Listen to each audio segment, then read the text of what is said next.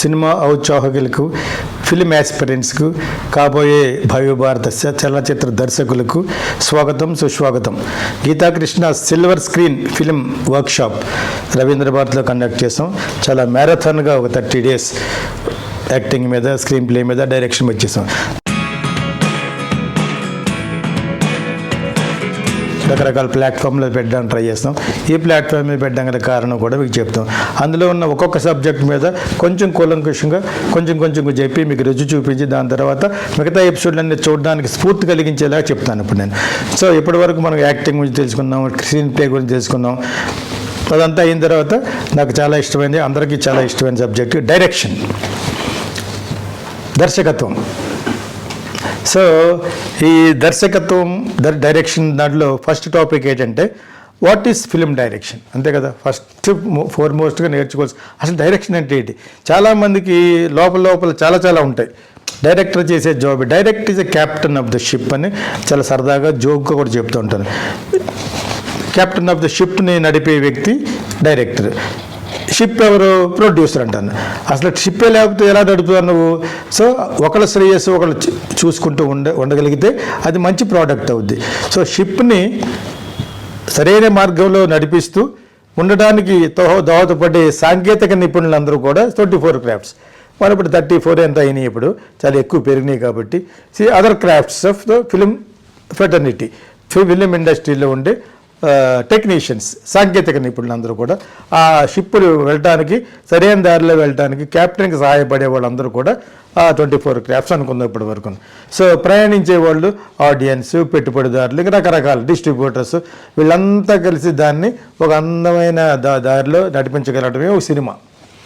So దర్శకత్వం అనేది చాలా విధాలు ఉంటాయి. స్టోరీ, స్క్రీన్ ప్లే అతనే రాసుకుని, నేను ఇందా చెప్పిన ప్రక్రియలన్నీ, ట్రీట్మెంట్, స్క్రీన్ ప్లే ఇవన్నీ రాసుకుని అతనే డైరెక్ట్ చేసుకోవడం అనేది చాలా కత్తిమీద సౌండ్ లాంటిది, కానీ చాలా హృదయపూర్వకంగా మంచి తృప్తినిస్తుంది. దాన్ని నిర్మాతలకి, అందులో కొంచెం క్రియేటివిటీ ఉన్న నిర్మాతలకి, అంటే వాళ్ళు హైర్ చేసుకున్న వాళ్ళకి చెప్పి ఒప్పించి చాలా బాగా వచ్చింది అనిపించుకుని, శభాష్ అనిపించుకుని ముందుకు సాగడం అనేది దర్శకుని యొక్క మొట్టమొదటి క్యారెక్టరిస్టిక్. అక్కడ ఈగోకు పోకూడదు. కొంతమంది నిజంగా శ్రేయస్ కోరి చెప్తున్నారా చెప్పలేదు అనేది అనుమానం వస్తే ప్రొడ్యూసర్కి చెప్పాలి చోటుగా. నేను చెప్తున్నాను కానీ ప్రతిదానికి నో అంటున్నాడు అంటే ఇతను ఏదో ఒక బ్యాడ్ శంకిస్తున్నాడని కూడా ఆలోచించాలి. చాలా ఆలోచించాలి. చాలా డిఫరెంట్ పీపుల్ ఉంటారు ఇక్కడ యాక్చువల్గా. ఒకడు పైకి రావాలని కోరుకునే వాళ్ళు కంటే పోవాలని కోరుకునే వాళ్ళు చాలామంది ఉంటారు. నేను ఎందుకు చెప్తున్నానంటే ఇండస్ట్రీలో వడబోసాను కాఫీలాగా. అంచేత ఒకళ్ళొకళ్ళ మనస్తత్వాలు అలా ఉంటాయి. అంచేత మనం అందరినీ నమ్మేయకూడదు. అందరినీ నమ్ముకుంటూ పోయి అతనే మొట్టమొదటి లక్షణం అన్నారు మీరు, ఇప్పుడు మళ్ళీ అలా చెప్తారంటే I'm not trying to contradict my own statement. I'm trying to caution you.